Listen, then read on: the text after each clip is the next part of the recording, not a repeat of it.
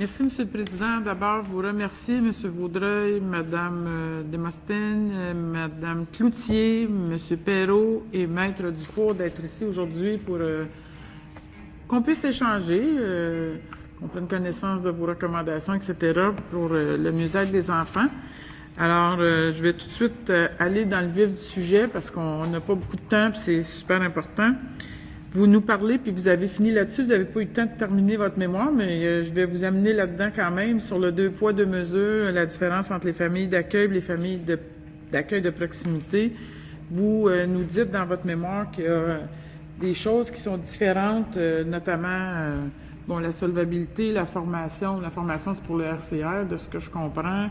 Il y a aussi la question des chambres à coucher, la dimension et tout. Et vous nous faites aussi part du dossier judiciaire.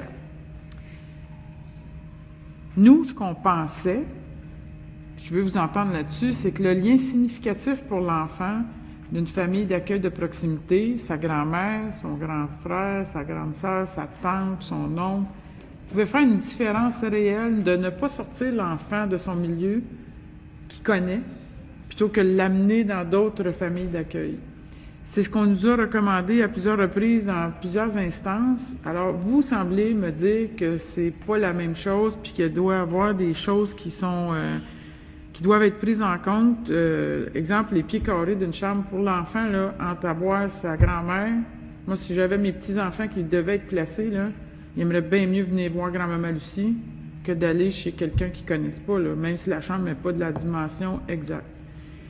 Alors, je vais vous entendre là-dessus, m'expliquer en quoi vous pensez que vraiment, dans la vie de l'enfant, que ces critères-là vont faire un changement. Là. Pour la famille d'accueil de proximité, vous ne pensez pas qu'on est mieux de faire certaines concessions et de laisser l'enfant dans son milieu plutôt que de l'amener dans une ressource qui lui est complètement étrangère?